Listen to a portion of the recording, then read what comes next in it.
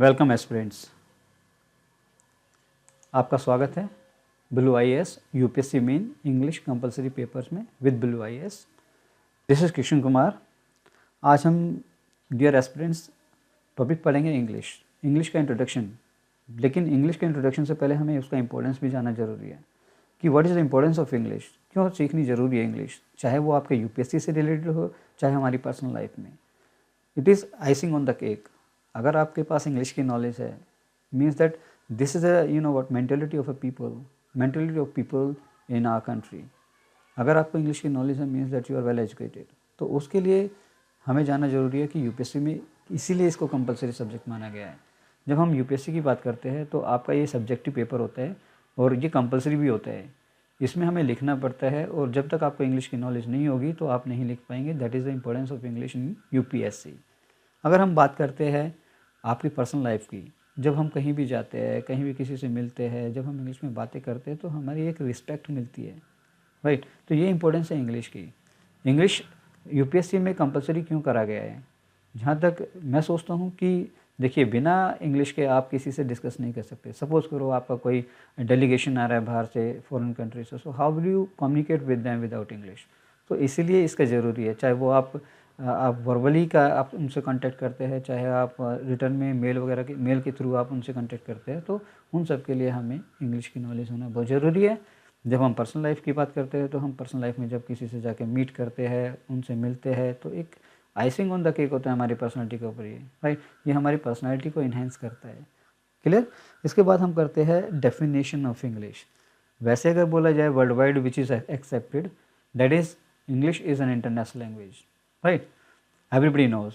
इसको इंग्लिश को लैंग्वेज के अलावा इंटरनेशनल लैंग्वेज क्यों बोलते हैं? क्योंकि लैंग्वेज तो कोई भी हो सकती है, लेकिन इंग्लिश एक इंटरनेशनल लैंग्वेज है because it is spoken world wide. इसको पूरा विश्व बोलता है। कहीं भी आप जाते हैं पूरे वर्ल्ड के अंदर, अक्रॉस द वर्ल्ड, आपके उनके लैंग्वेज के अलावा आपको एक इंग्लिश लैंग्वेज भी मिलती है। सपोज़ करो कोई डेलीगेशन बाहर से आता है हमारे इंडिया में, तो वो हिंदी नहीं जानेंगे लेकिन इंग्लिश जानेंगे।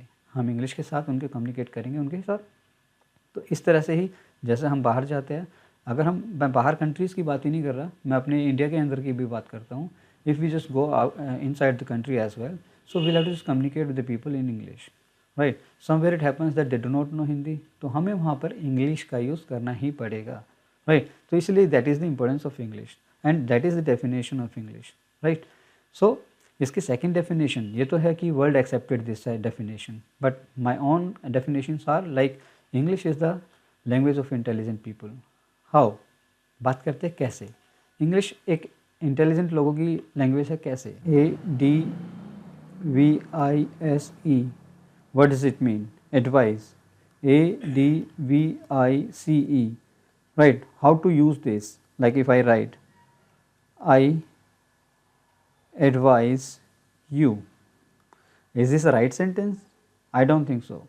Why? Because advice is a noun here, right? For using verb, we'll have to use this sentence like I give you advice. Now this is right sentence. If we want to use that ADVISE, for that we have to write I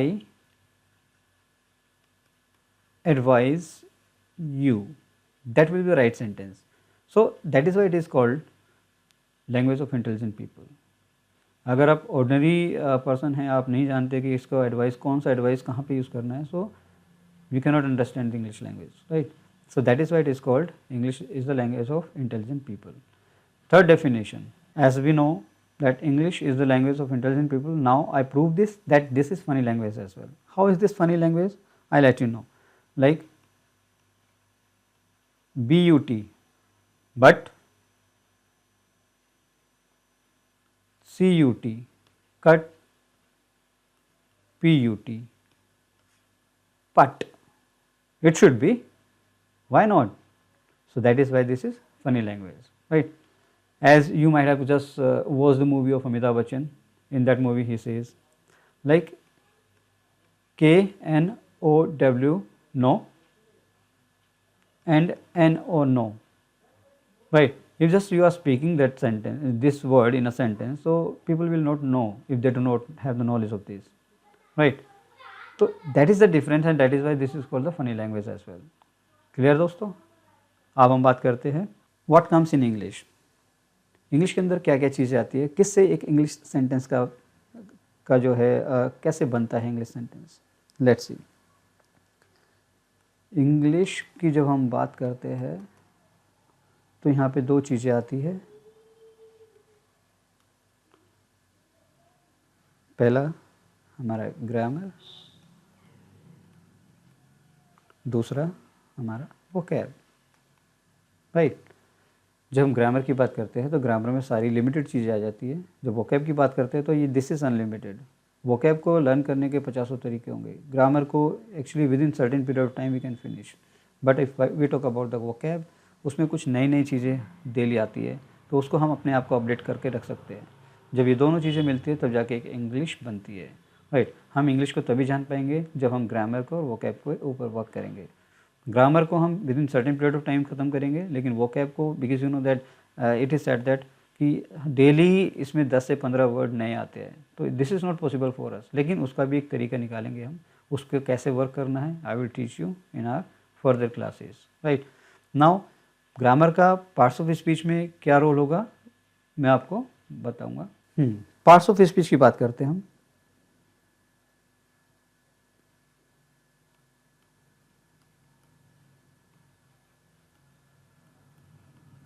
parts of speech, parts of speech में कौन कौन सी चीज़ें आती है और parts of speech का क्या role होता है हमारे सेंटेंसेस के अंदर, वो मैं बात करता हूँ अभी यहाँ पर।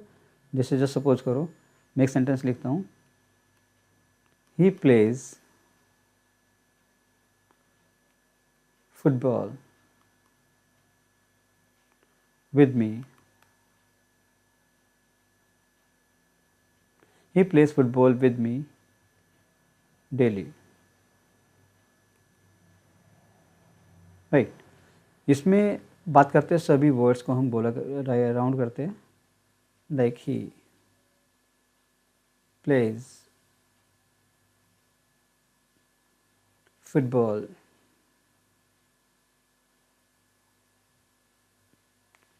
with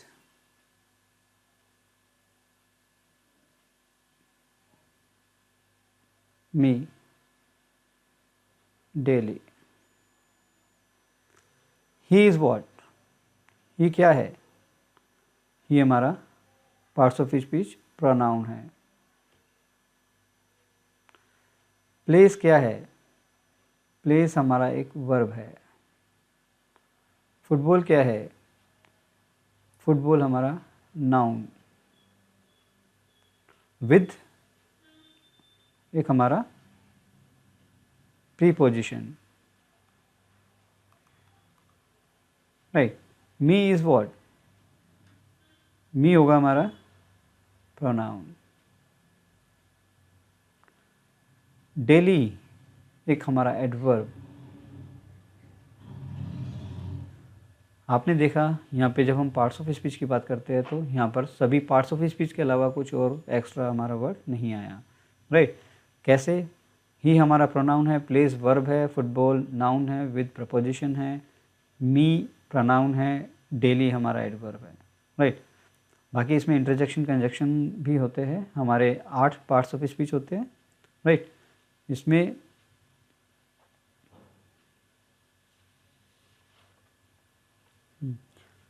पार्ट्स ऑफ स्पीच की बात करें तो हम सभी के डेफिनेशंस हमें पता होना चाहिए। हमको वोकैब में भी कैसे यूज़ करते हैं वो भी मैं अभी थोड़ा बात डिस्कस करूँगा। यहाँ पर हम जो मैंने अभी आपको बताया था, यहाँ पर इसका यूज़ कैसे होता है पार्ट्स ऑफ स्पीच का। पार्ट्स ऑफ स्पीच होती क्या है, पूरी ग्रामर होती है हमारी पार्ट्स ऑफ स्पीच। इसके अलावा और कुछ चीज़ें भी हमारी पार्ट्स ऑफ स्पीच के अंदर आती है, जैसे हमारा आर्टिकल्स हो गए, direct and indirect means change the narration हो गया, क्वेश्चन टैग वगैरह जो भी होता है, एंड इसके बिहाफ पे ही हम कर पाएंगे सब्जेक्ट वर्ब एग्रीमेंट, राइट। तो ये सब चीज़ें करने के लिए हमें पार्ट्स ऑफ स्पीच के थ्रू गुजरना होगा, जिससे कि हमारी इंग्लिश काफ़ी स्ट्रॉन्ग होगी और वहाँ पर हम अपने सब्जेक्टिव जो पेपर है उसको अटैम्प्ट कर पाएंगे आसानी से, वहाँ पर हमें कोई प्रॉब्लम नहीं आएगी। क्लियर दोस्तों? इसके बाद मैं बात करता हूँ आपसे पार्ट्स ऑफ स्पीच का वोकैब में क्या रोल है, क्योंकि देखिए यहाँ पर क्या है, पार्ट्स ऑफ स्पीच ही तो है ये सारा, राइट। जब हम इसके बारे में जानेंगे तो हमें पता चलेगा कि भाई पार्ट्स ऑफ स्पीच क्या है। क्लियर? जस्ट सपोज कीजिए हम ऐसा वोकैब इसका यूज़ कैसे करेंगे, राइट। हम पार्ट्स ऑफ स्पीच को यहाँ पे 2 भागों में बांटेंगे, 2 पार्ट्स में इसको डिवाइड करेंगे।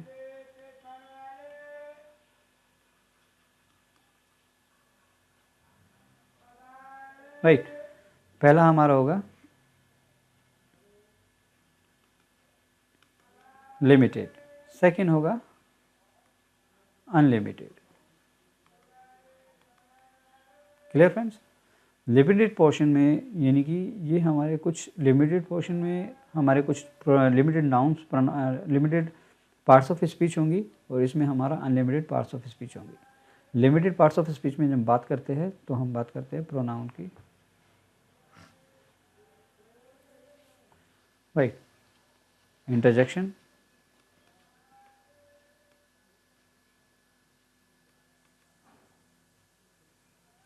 conjunction,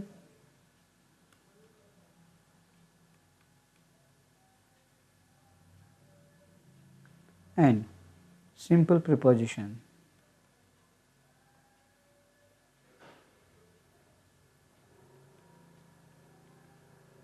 राइट, ये लिमिटेड है, इनमें हमें ज़्यादा मेहनत करने की ज़रूरत नहीं है और with in certain period of time हम इनके थ्रू जा सकते हैं। प्रोनाउन कितने होंगे अराउंड, ज़्यादा से ज़्यादा 35, 40, 50, इससे ज़्यादा नहीं। इंटरजेक्शन अगेन हमारा लिमिटेड है 30, 40, 50। When we talk about the conjunction, so these are also in the same numbers. When we talk about the simple preposition, make sure we are not talking about the complex preposition here. Simple preposition and complex preposition में अंतर है friends, right. जब हम preposition की बात करते हैं तो इसको 2 भागों में डिवाइड करते हैं, that is simple preposition and complex preposition। Simple preposition में क्या होता है कि यहाँ पे लिमिटेड वर्ड्स होते हैं और इनके कुछ सर्टेन रूल्स होते हैं जिनके थ्रू हम जाते हैं और आराम से इनको कर लेते हैं। क्लियर? जब हम प्रोनाउन की बात करते हैं, प्रोनाउन में हमारा टेबल होता है, जैसे ही, शीट, नेम वगैरह जो होता है इसमें। इंटरजेक्शन में जो सडन फीलिंग्स हमें शो करता है। कंजक्शन के अंदर जब हम 2 सेंटेंसेस को या 2 सब्जेक्ट्स को कंजेक्ट करते हैं, that will be the conjunction. And simple preposition means like is, sorry, on, in, at, besides, beside, between, amongst, plenty of others are also there, right? So these are in simple prepositions। अब बात करते हैं हम unlimited prepositions, unlimited speech और unlimited words और portion की, that is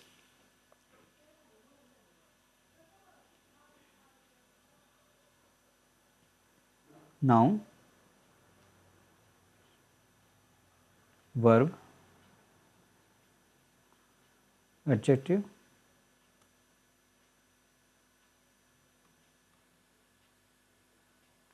and adverb. इसके अलावा हम कॉम्प्लेक्स प्रीपोजिशन को भी इसके अंदर ला सकते हैं।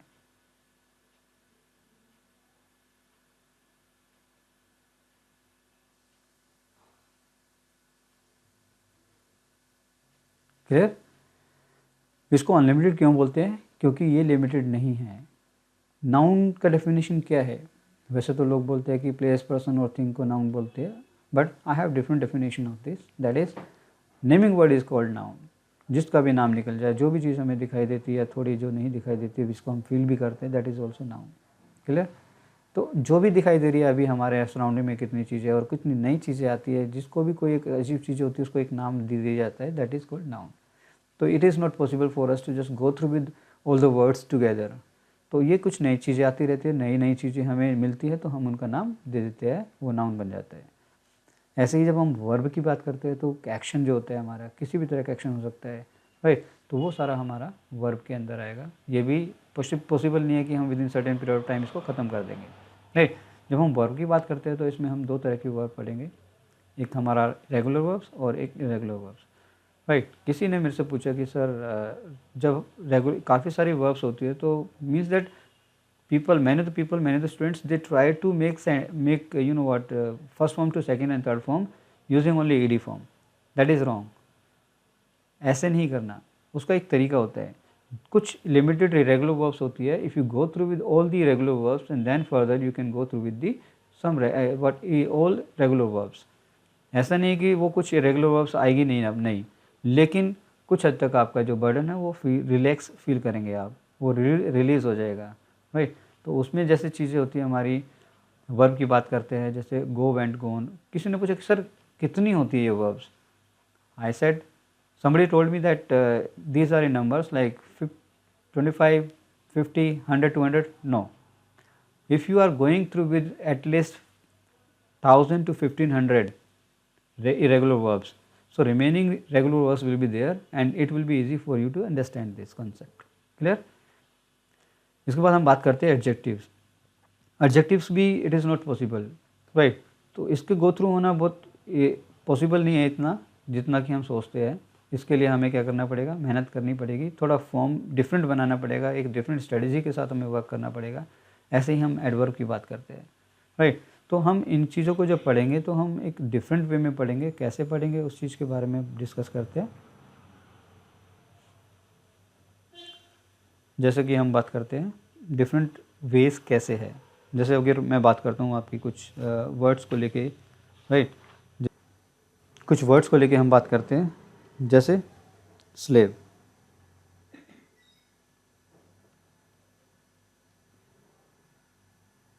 Slavery, right, young,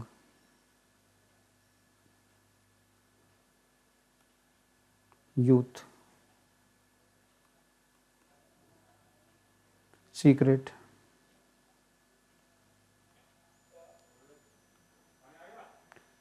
secrecy,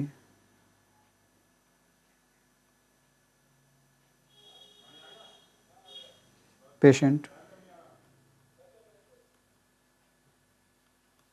patience,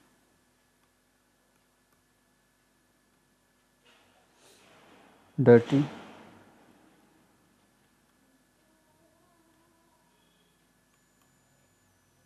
dirt,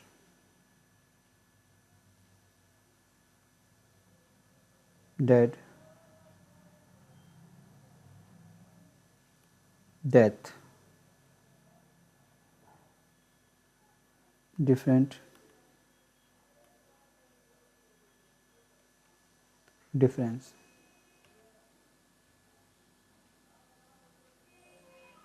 right. इसके अलावा और कुछ वर्ड्स होंगे हमारे, जैसे पे,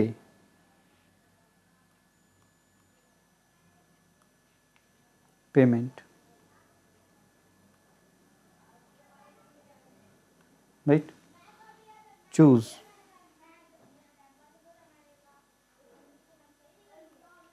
choice, right, practice,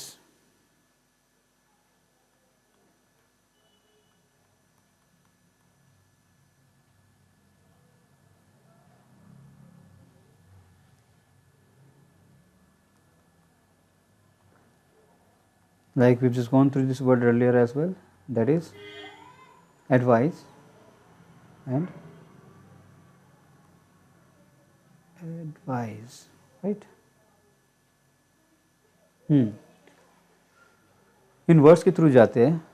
slave is what, it is noun और some other part of the speech. देखिए जब हम बात करते हैं स्लेव और स्लेवरी की, क्योंकि बहुत सारे स्टूडेंट्स, बहुत सारे लोग ये नहीं जानते कि स्लेव का पोजीशन क्या है, कहाँ पर इसका सेंटेंस में यूज़ होगा, डिफरेंट डिफरेंस कैसे इनका यूज़ होगा। If you do not no तो उसमें हम सेंटेंस को हमेशा रॉन्ग करेंगे, राइट। तो इसके लिए हमें ये जानना ज़रूरी है कि स्लेव और स्लेवरी में क्या डिफरेंस है। स्लेव एक एडजेक्टिव है, राइट, जैसे पीपल बोलते हैं, लोग बोलते हैं, एंड हम भी इस चीज़ को मानते हैं। We had been slave under the British rule, right, slave रहे थे हम उनके अंतर्गत, तो दैट इज़ एडजेक्टिव। और स्लेवरी एक हमारा नाउन है। स्लेवरी को हम शुरू में, एंड में, सब्जेक्ट में, ऑब्जेक्ट में कहीं भी यूज़ कर सकते हैं। That will be the slavery only. जब हम एडजेक्टिव की बात करते हैं तो हम दो तरह के एडजेक्टिव्स, यानी two types of adjective will be there और two modes will be there of adjectives, जैसे predicative mode and attributive mode, right. So in this case it is predicative mode and somewhere it is attributive mode as well. Young, youth, again it is there, young and youth, that is the same difference. हम नहीं पता हमें कि youth का use करें, young का use करें। ऐसे ही एक हमारा होता है डाई डेड, डेथ। डाई क्या है? एक वर्ब है। डेड क्या है? एक एडजेक्टिव है। एंड डेथ क्या है? I just show you here, like die, dead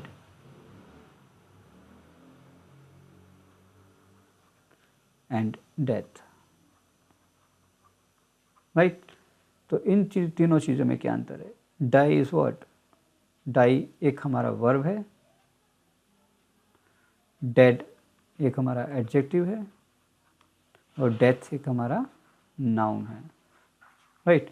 हमें पता होना चाहिए। अगर हमें जस्ट सपोज करो हम डेड का यूज़ करते हैं और डेड को एक सब्जेक्ट बना देते हैं, जैसे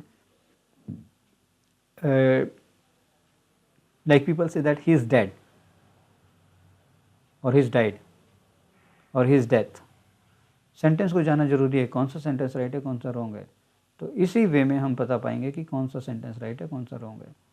स्लेव का यूज़ करते हैं, जैसे स्लेवरी का यूज़ किया हमने किया था। यंग का यूज़ करके देख सकते हैं। Secret and secrecy, right. आपने सुना होगा secret of my energy, right. This is the secret of my energy, that is an adjective. जब उसके सीक्रेसी की बात करते हैं तो सीक्रेसी को हम एक सब्जेक्ट के तौर पे भी काम कर सकते हैं, right. Like my secrecy will work there in that, his secrecy could let me know, right. So ये इस तरह के सेंटेंसेस हम वहाँ पे यूज़ करेंगे। Patient and patience. पेशेंट क्या होता है? एक पेशेंट है, और पेशेंट के काफ़ी मीनिंग अलग भी होते हैं वैसे, बाय द वे, अगर हम गो थ्रू होते तो इनके। जैसे पेशेंट की बात करें, पेशेंट एन एडजेक्टिव है, like we see many the patients in just what hospitals, and he is my patient and like this and that. Patience, we must keep patience, patience is necessary for us to get success. So that is the difference between patient and the patience, right. patient का मतलब धैर्य रखना भी होता है, patient का मतलब मरीज भी होता है, right. somewhere it was written in a gym when I entered in the gym, so it was written, लिखा हुआ था कि you must be patient first of all. if you are patient, so you can easily overcome on the situation. and patience is धैर्य, means patient जो धैर्य रखता है और पेशेंस जो धैर्य है हमारे पास, right. So keep patience by the people से this, right. Same is here in dirty and dirt. Dirty means that these all are adjectives. If you talk about these words, so these all are adjectives.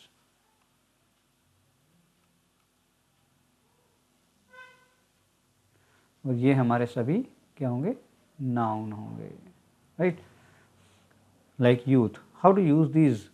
First of all, we need to know the right position of a word, and we will able to know all these things once when we are going through with the parts of speech one by one. Clear? ये बहुत important है हमारे subjective में. हमारी grammar को check करने के लिए इन चीज़ों का ज्ञान होना बहुत ज़रूरी है. जब हम अपनी ग्रामर में इन तरह की चीज़ों को यूज़ करेंगे तो our English will be very good. Clear?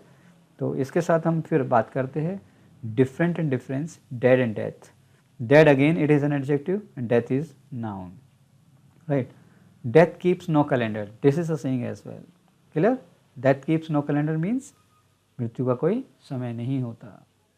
Different and difference. People don't know how to use different and how to use difference. People say, what is the difference between them and them? That is wrong sentence. If you want to know right position of a word, we need to know the parts of a speech. Different and difference. Different is an adjective and difference is a noun. तो different का use जैसे होगा, I am different type of person. Like this can be used. Okay, what is the difference between this and that? That will be the right sentence. Clear? Same thing is here in pay and payment. Pay is what? What are you paying for this? Nothing, buddy. Payment. Your payment will be given to you very soon. Payment is not everything. Something else is also there. Take care of this. People say like this, right? तो pay is what? Pay हमारा क्या होगा? एक verb होगा and payment will be the noun. Clear? Means यहाँ पे हम जो सीख रहे हैं वो ये सीख रहे हैं कि नाउन से वर्ब, वर्ब से नाउन, वर्ब से एडजेक्टिव, एडजेक्टिव से नाउन कैसे बनाना सीखे because you know as I told you कि ये हमारा अनलिमिटेड पोर्शन होगा। चूज़ और चॉइस की बात करते हैं, चूज़ एक हमारा एडजेक्टिव हो गया, चॉइस एक हमारा नाउन हो गया। What is your choice? Your is what? Adjective, right? And everybody knows adjective जो है उसको qualify, what is the definition of adjective? A word which qualifies a noun or pronoun. So here it is qualifying the noun. Noun is choice, right? So इस तरह से हमें उसको समझना होगा। ऐसे ही हमारा प्रैक्टिस PRACTISE और PRACTICE, जब प्रैक्टिस की बात करते हैं, जैसे हम एडवाइस का मैंने एक यूज़ करके बताया था आपको, ऐसे ही प्रैक्टिस का भी यूज़ करके मैं बताता हूँ। जैसे I practise a lot, you have to do practice, दो both are different. You will have to do practice. अगर हम बात बताते हैं, जो सपोज करो यहाँ पे मैं बताता हूँ, आई प्रैक्टिस,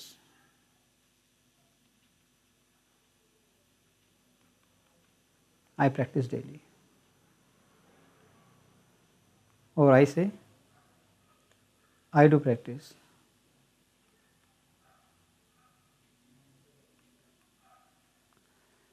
क्या डिफरेंस है? देखिए, यहाँ पे हमें डू लगाने की ज़रूरत नहीं पड़ेगी। क्यों? क्योंकि ये वर्ब है। यहाँ पे हमें वर्ब की ज़रूरत पड़ेगी क्योंकि ये एक नाउन है। क्लियर? तो यहाँ पे हमें ये चीज़ क्लियर होता है कि भाई प्रैक्टिस क्या है और प्रैक्टिस PRACTISE क्या है, PRACTICE क्या है। कोई दिक्कत नहीं है। जब हम कन्फ्यूजिंग पेयर्स पढ़ेंगे तो इस तरह के वर्ड्स भी हम वहाँ पे डिस्कस करेंगे, उसमें कोई दिक्कत वाली बात नहीं होगी। क्लियर बड़ी? राइट।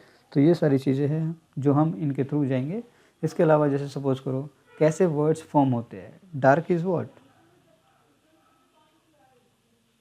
डार्क। क्या डार्क एक हमारा, everybody knows that this is an adjective, right? क्या डार्क को हम एज ए वर्ब यूज़ कर सकते हैं? बिल्कुल कर सकते हैं। डार्क के जब हम एक वर्ब की तरह यूज़ करेंगे तो that will be the darken. Clear? Darken is a verb. Have you heard the word sharpen? Have you heard the word sharpen? Sharpen is what? And okay, it may be wrong. This can be the sharp, isn't it? Sharp. Sharp is what? If sharp is right, so sharpen is wrong. I think so. I think so, doesn't it? Or if it is not wrong, so let's see what should it be? Sharpen is what? Verb.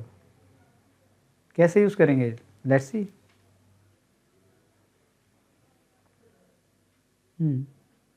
Sharp is what? Adjective. Clear? So how do use sharp? and sharpen as well. Like you might have heard people saying, I sharpen my pencil. Please sharpen your pencil. I sharpen my pencil. Clear? Means it is a verb here. If I want to use sharp here, right, like you have sharp mind. You have sharp mind, right? Sharp is what? Adjective, because this is qualifying noun mind. समझ में आया friends? ये concept इस चीज़ के लिए। अभी बात करते हैं हम दूसरी चीज़ के लिए। जस्ट सपोज करो, क्योंकि जब हम इन वर्ड्स के थ्रू जाएंगे तो हम एक वर्ड को अगर लर्न करते हैं तो जब हम उनसे वर्ड से दूसरे वर्ड्स ट्राई करते हैं फाइंड करने का, तो that will be the way of learning 4-5 words using a word, one word only. कैसे? देखते हैं। जस्ट सपोज करो beauty. Beauty is what?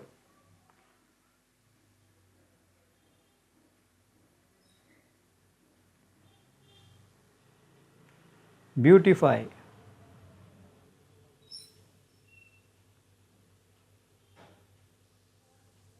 Beautiful.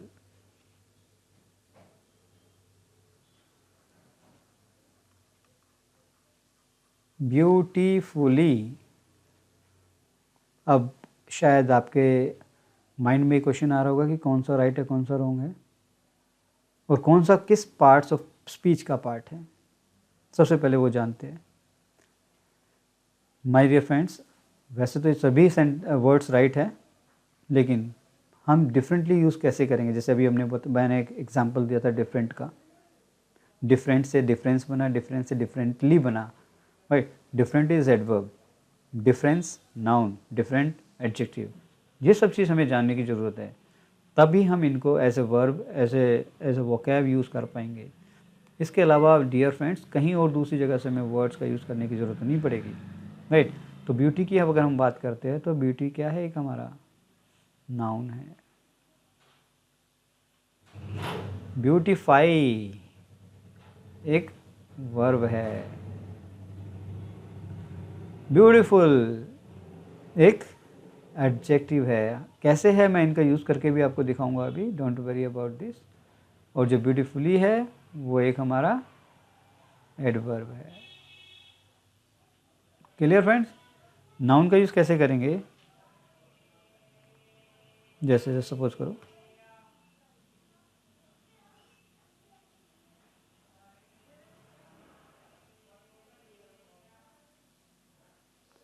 Beauty of India,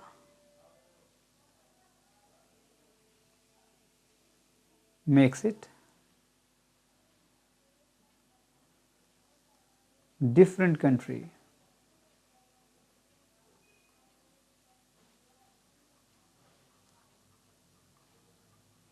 Clear? Beauty of India makes it different country. So beauty is what? Noun here, because you know that adjective cannot be used here as a subject without having the noun with this. Clear? Beautiful, beautifully, that is beautify first of all. Beautify का use कैसे करेंगे, क्योंकि एक verb है, और जब हम बात करते हैं एक सेंटेंस बनाने की तो सब्जेक्ट, वर्ब, ऑब्जेक्ट, तीन चीज़ें होती हैं हमारी एक सेंटेंस को कंस्ट्रक्ट करने के लिए। तो beautify must be used just after helping verb, or in two ways, or in two in two portions. We use this as a simple first form or second form of the verb, means that in simple present tense or simple past tense without using helping verb. तो यहाँ पर हम beautify का use करते हैं, like how can you beautify this.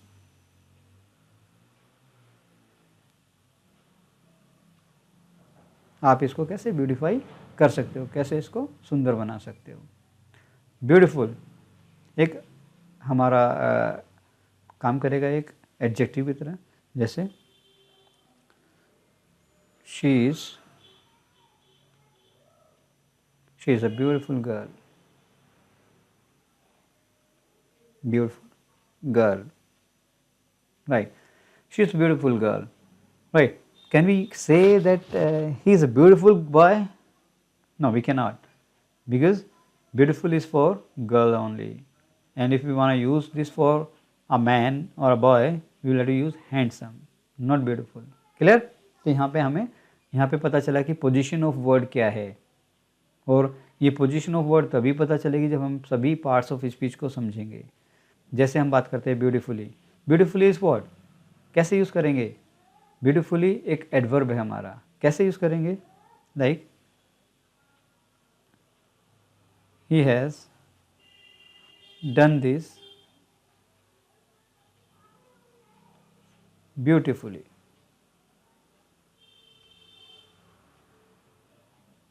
Right. उसने इस काम को बखूबी निभाया है या किया है, राइट। चलिए फ्रेंड्स, अब हम नेक्स्ट वीडियो की बात कर लेते हैं। जैसे कि आपको मैं बता देना चाहूँगा कि हमारी जो 2 वीडियो नेक्स्ट हर वीक में आएंगी, तो इस वीक में आपके 2 वीडियोस होंगी, and next week also will just give you 2 videos. तो हमारी जो नेक्स्ट वीडियो होगी वो होगी बेस्ड ऑन नाउन, राइट। तो उससे पहले थोड़ा सा हम एक होमवर्क कर लेते हैं कि I let you know that where you stand in terms of noun, singular and plural noun, right. क्योंकि सबसे ज़्यादा मिस्टेक्स यहाँ पे ही लोग करते हैं। क्लियर? तो यहाँ पे देखते हैं, जैसे यहाँ पर हम बात करते हैं चेयर्स, कैसे इसको हम सिंगुलर से प्लूरल बनाएंगे, like hair, box, ox, fox, brush, boy, toy, stomach, baby. Clear? Lady, like it is here, lady, wife, knife, leaf, photo, bamboo, potato, tomato, sheep, beer, like datum, fungus, goose, tooth, foot, man, woman, like many others are also there. By the way, हम सिर्फ इनके through जाएंगे और देखते हैं कि कौन इसको सही से करता है. प्लीज़ डोंट चीट, कहीं से देखना नहीं है, आपका अपना माइंड यूज़ करना है, आपकी अपनी नॉलेज यूज़ करनी है. On the behalf of which will just go through with second chapter, that is now clear. And thank you for watching our video, and please just give us feedback, because your feedback is valuable for us. On the behalf of your feedback, we'll just go forward, right? Thank you very much.